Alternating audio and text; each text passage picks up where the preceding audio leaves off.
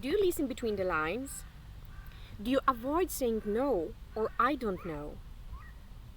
Do you express criticism openly? And one more question.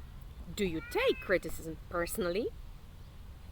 My name is Aleksandra Jaskulska, and I'm trainer at Cross-Cultural Intelligence. Today, I would like to tell you a bit about various ways of communicating.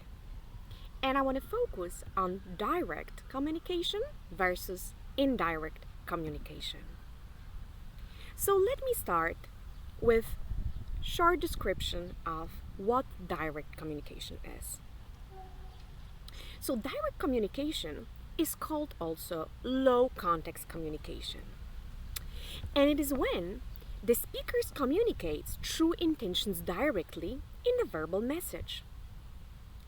Direct communicator messages usually do not have an underlying meaning.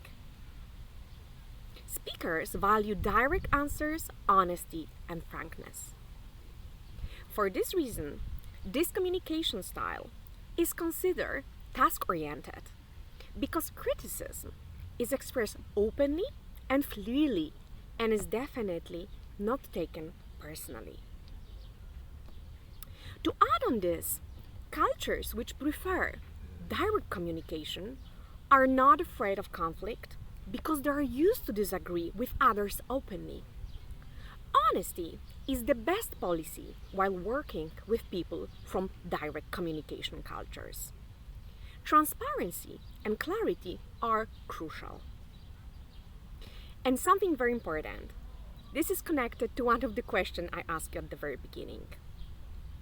In direct communication cultures, saying no or I don't know is considered both honest and respectful of the party, since it does not mislead them or lead to such a called game playing. Also, for this reason, problems are felt to be solved more rapidly if open and frank discussion is encouraged.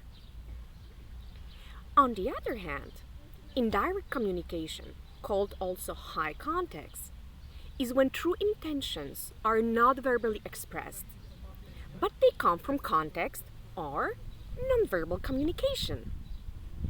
So indirect speakers usually don't make a direct statement if it may cause tension or conflict. And here's something very important. They will find more convoluted ways to reply to avoid saying no or I don't know. Being polite and saving face, so avoiding hurting anyone's personal self-esteem, is definitely more important than giving an honest answer. The indirect confrontation may also rely upon stories, metaphors, or images. So to give you a few examples, direct communication, low context, that will be definitely United States, the Netherlands, Australia, Germany, Northern Europe. On the other hand, countries which prefer indirect communication, Japan, China, Indonesia, Saudi Arabia, Central Europe, Western Balkans, and Egypt. And I would like to share with you a few tips for merging direct and indirect communication styles. So first of all, be aware of the fact that this is impossible to communicate effectively with people who have different styles of communications. It is possible, but not without effort. To enhance constructive intercultural communication, you will have to accept that there's no right or wrong way for a person to interact. And the third advice, practice the opposite communication style to become more flexible and discover the advantages of both styles. Do you know which style of communication you prefer? You are more direct or indirect? How to get the answer? Let me ask you again the questions which I asked you at the beginning. Do you listen between the lines? Or do you read between the lines? That's definitely indirect communication. Do you avoid saying no or I don't know?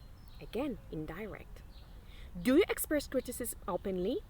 If yes, I'm sure you already know which style of communication it is. The same with the last question. Do you take criticism personally? If yes, definitely you're indirect. If no, you prefer direct style of communication. But please remember the most important thing, which I told a moment ago. It is possible to communicate with people who have different styles of communication, but not without an effort.